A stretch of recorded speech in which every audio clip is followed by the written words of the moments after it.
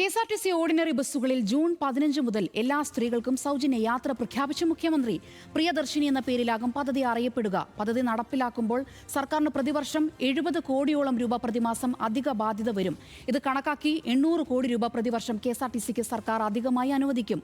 ഓർഡിനറിക്ക് പുറമെയുള്ള സർവീസുകളിൽ സൗജന്യ യാത്ര നടപ്പാക്കുന്നത് കാര്യങ്ങൾ വിലയിരുത്തുന്നതിന് ശേഷം പിന്നീട് പരിഗണിക്കുമെന്ന് മുഖ്യമന്ത്രി വി.ഡി. സതീശൻ പറഞ്ഞു.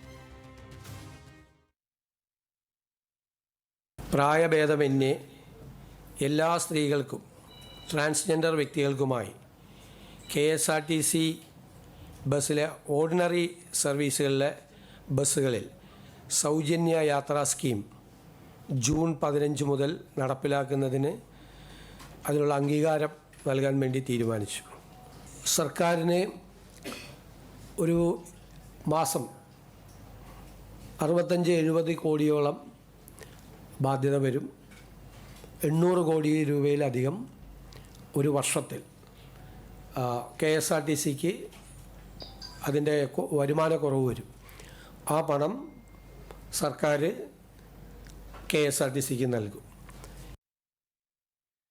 സലീം കുമാറിന്റെ സംസ്കാര ചടങ്ങിനിടെ മര്യാദ വിട്ട് പെരുമാറിയ ഓൺലൈൻ പാപ്പരാസികൾക്കെതിരെ മുഖ്യമന്ത്രി പ്രതികരിച്ചു. അന്ത്യകർമ്മങ്ങൾ ചെയ്യാൻ തടസ്സമുണ്ടാക്കും വിധം ഓൺലൈൻ മാധ്യമങ്ങൾ ഇടിച്ചു കയറുകയായിരുന്നു. ഒരു ഘട്ടത്തിൽ തനിക്ക് വരെ ഇടപെടേണ്ടി വന്നു. ഇക്കാര്യത്തിൽ നിയന്ത്രണം ഏർപ്പെടുത്തുന്നതിന് നിയമപരമായ പരിധിയുണ്ട്. സലീം കുമാർ മരണശൈലി ആയിരിക്കെ നടന്ന ക്രൂര ക്യാമ്പയിൻ കേരളത്തിന് ചേരുന്നതല്ലെന്ന് മുഖ്യമന്ത്രി പറഞ്ഞു. ഇതൊക്കെ നിയമം കൊണ്ട് നിയന്ത്രിക്കേണ്ട ഒരു കാര്യങ്ങളല്ല. അത് മാത്രമല്ലല്ലോ, സലീം കുമാർ രോഗബാധിതനായി കിടക്കുമ്പോൾ സോഷ്യൽ മീഡിയയിൽ വലിയൊരു അറ്റാക്ക് നടന്നു. ചത്തുകൂടെ എന്നാണ് ചോദിച്ചത്. എല്ലാവർക്കും രാഷ്ട്രീയമുണ്ട്. കലാകാരന്മാർക്കും സാംസ്കാരിക പ്രവർത്തകർക്കൊക്കെ ഒരുപാട് ആളുകൾക്ക് രാഷ്ട്രീയമുണ്ട്. ഇവിടെ ഒരുപാട് പേർക്ക് അവരുടെ രാഷ്ട്രീയത്തിൻ്റെ പേരിൽ ഒരാൾ സുഖമില്ലാതെ വെന്റിലേറ്ററിൽ മരണത്തോട് മല്ലടിച്ച് കിടക്കുമ്പോൾ നടത്തിയൊരു ക്യാമ്പയിൻ ഉണ്ടല്ലോ, ഇത് നമ്മുടെ കേരളത്തിന് യോജിച്ചതല്ലത്.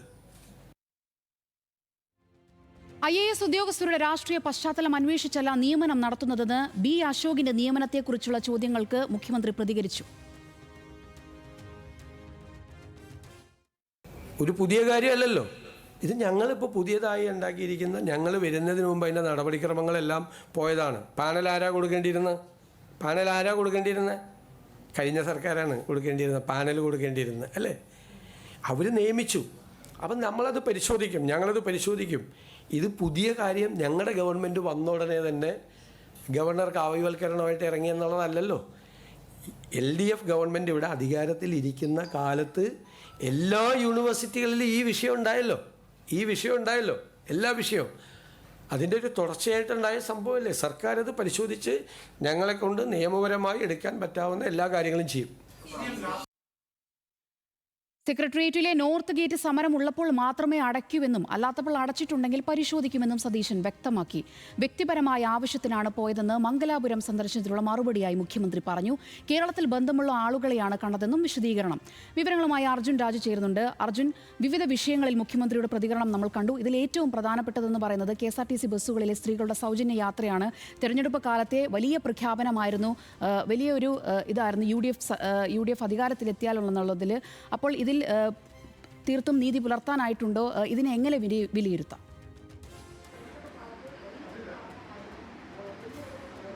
സോന, ഏറ്റവും നിർണായകമായിട്ടുള്ള മന്ത്രിസഭാ യോഗ തീരുമാനം തന്നെയാണ് ഇന്ന് വന്നിട്ടുള്ളത്.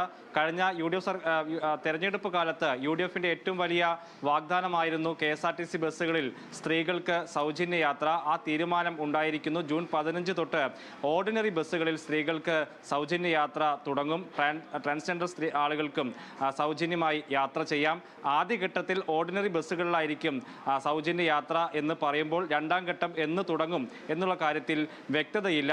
KSRTCയുടെ നില മെച്ചപ്പെടുത്തിയതിനു ശേഷം രണ്ടാം ഘട്ടത്തെക്കുറിച്ച് ആലോചിക്കാം എന്നാണ് പറയുന്നത്. 6 മാസത്തിനകം KSRTCയിൽ നിന്ന് തന്നെ വരുമാനം ഉണ്ടാക്കാവുന്ന തീരുമാനങ്ങൾ എടുക്കണം എന്ന് കോർപ്പറേഷന് നിർദ്ദേശം നൽകിയിട്ടുണ്ട്. എന്തായാലും ആദ്യഘട്ടത്തിൽ ഓർഡിനറി ബസ്സുകളിൽ മാത്രമായിട്ടായിരിക്കും സൗജന്യ യാത്ര എന്നുള്ളതാണ്. അതിൽ പ്രധാനപ്പെട്ട കാര്യം തെക്കൻ ജില്ലകളിലാണ് ഏറ്റവും കൂടുതൽ ഓർഡിനറി ബസ്സുകൾ ഉള്ളത്. ഏറ്റവും കൂടുതൽ ആളുകൾ ആശ്രയിക്കുന്നതും തെക്കൻ ജില്ലകളിലാണ് ഓർഡിനറി ബസ്സുകളിൽ. വടക്കോട്ട് പോയാൽ, പ്രത്യേകിച്ച് മലപ്പുറത്തൊക്കെ ഒക്കെ തുലോം തുച്ഛം എണ്ണമാണ് ഓർഡിനറി ബസ്സുകളുടെ കാര്യം. അതുകൊണ്ട് നേരിട്ട് ഗുണഭോക്താക്കൾക്ക് മലബാർ മേഖലയിൽ ഈ സൗജന്യ യാത്രയുടെ ഗുണം കിട്ടുമോ എന്നുള്ള കാര്യത്തിൽ ഇപ്പോഴൊരു വ്യക്തതയില്ല. അതുമായി ബന്ധപ്പെട്ട ചോദ്യങ്ങൾക്ക് കൃത്യമായിട്ടുള്ള ഒരു മറുപടിയും മുഖ്യമന്ത്രിയുടെ ഭാഗത്ത് നിന്ന് ഉണ്ടായിട്ടില്ല. 6 മാസം കഴിഞ്ഞ് നില മെച്ചപ്പെടുത്തി കഴിഞ്ഞാൽ രണ്ടാം ഘട്ടത്തെക്കുറിച്ച് ആലോചിക്കാമെന്ന് പറയുക കൂടി ചെയ്യുകയാണ് മുഖ്യമന്ത്രി ചെയ്തിട്ടുള്ളത്. ഏതായാലും ഇത് KSRTCക്ക് വലിയ നഷ്ടം ഉണ്ടാക്കുന്ന പദ്ധതി കൂടിയാണ്. പ്രതിമാസം 70 കോടി രൂപ ഉണ്ടാകും. പ്രതിവർഷം അത് 800 കോടിക്കടുത്ത് നഷ്ടമുണ്ടാകും. ഈ അധിക തുക സംസ്ഥാന സർക്കാർ നൽകിക്കൊണ്ട് KSRTC സൗജന്യ യാത്ര മുന്നോട്ട് പോകാം എന്നുള്ള തീരുമാനമാണ് ഉണ്ടായിരിക്കുന്നത്. ആദ്യഘട്ടത്തിൽ ഓർഡിനറി എന്ന് പറയുമ്പോൾ അങ്ങനെ ഒരു പ്രഖ്യാപനം എങ്ങനെയാണ് എന്നുള്ളത് തെരഞ്ഞെടുപ്പ് കാലത്ത് പറഞ്ഞിരുന്നില്ല. ഓർഡിനറി ബസ്സുകളിലാണ് എന്നുള്ളതായിരുന്നില്ല പ്രഖ്യാപനം. എല്ലാ സ്ത്രീകൾക്കും ബസ്സുകളിൽ KSRTC ബസ്സുകളിൽ സൗജന്യ യാത്ര എന്ന നിലയ്ക്കായിരുന്നു അന്ന് നടത്തിയിട്ടുള്ള പ്രചാരണം. ഏതായാലും അത് ആദ്യഘട്ടത്തിൽ ഓർഡിനറി ബസ്സുകളിൽ എന്ന നിലയിലേക്ക് ചുരുക്കുന്നു സർക്കാർ എന്നുള്ളതാണ് ഏറ്റവും പ്രധാനപ്പെട്ടത്. രണ്ടാമത്തേത് ഈ പദ്ധതികളുമായി ബന്ധപ്പെട്ട് കഴിഞ്ഞ സർക്കാരിൽ വിവാദമായിട്ടുള്ള പദ്ധതികളുമായി ബന്ധപ്പെട്ട് മുഖ്യമന്ത്രി ഇന്ന് നടത്തിയിട്ടുള്ള പ്രതികരണങ്ങളാണ്. ഒന്ന് PM-ശ്രീ ആണ്. PM-ശ്രീ പദ്ധതിയിൽ ഒപ്പിട്ട സർക്കാർ കഴിഞ്ഞ സർക്കാരിൻ്റെ ഇതാണ്. ആ സർക്കാരിൻ്റെ തുടർച്ചയാണ് ഇപ്പോഴത്തേത് എന്ന് പറയുന്നു മുഖ്യമന്ത്രി. അതുകൊണ്ട് അന്ന് പ്രഖ്യാപിച്ച അല്ലെങ്കിൽ PM-ശ്രീ പദ്ധതി നടപ്പാക്കില്ല എന്നുള്ള പ്രഖ്യാപനം അതേപടി ആവർത്തിക്കാൻ ഇന്ന് മുഖ്യമന്ത്രി തയ്യാറായിട്ടില്ല എന്നുള്ളതും ശ്രദ്ധേയമാണ്. അത് പരിശോധിച്ച ശേഷം നടപടിയെടുക്കാം എന്നുള്ള പ്രതികരണമാണ് മുഖ്യമന്ത്രിയുടെ ഭാഗത്ത് നിന്ന് ഉണ്ടായത്.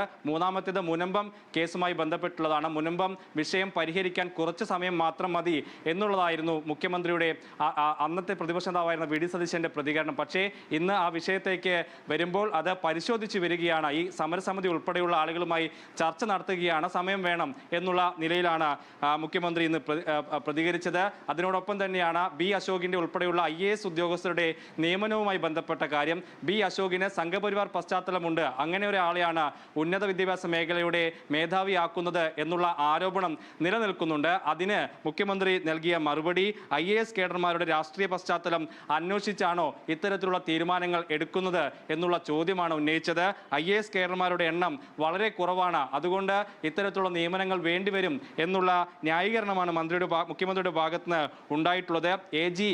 MG കോളേജിലെ VC നിയമനവുമായി ബന്ധപ്പെട്ടും MG സർവകലാശാലയിലെ VC നിയമനവുമായി ബന്ധപ്പെട്ടും വിശദീകരണം മുഖ്യമന്ത്രി ഇന്ന് നൽകിയിട്ടുണ്ട്. ഞങ്ങൾ വരുന്നതിന് മുൻപ് തന്നെ നടപടിക്രമങ്ങൾ മുന്നോട്ട് പോയിരുന്നു. പാനൽ കൊടുക്കേണ്ടിയിരുന്നത് കഴിഞ്ഞ സർക്കാരായിരുന്നു. അതായത് ആ പാനൽ ലിസ്റ്റ് സർക്കാർ കൊടുത്തിരുന്നില്ല, അത് കഴിഞ്ഞ സർക്കാരിൻ്റെ ഉത്തരവാദിത്തമായിരുന്നു എന്നുള്ളതാണ് മുഖ്യമന്ത്രി ഈ MG കോളേജിലെ സർവകലാശാല VC നിയമനവുമായി ബന്ധപ്പെട്ട വിശദീകരണം. എങ്കിൽ കൂടിയും ആ നിയമനത്തെക്കുറിച്ച് ഇനി എന്തൊക്കെ ചെയ്യാൻ കഴിയും ശേഷമുള്ള മുഖ്യമന്ത്രിയുടെ വാർത്താ സമ്മേളനവുമായി ബന്ധപ്പെട്ടുള്ള വിവരങ്ങളാണ് അർജുൻ രാജ് പങ്കുവച്ചത്.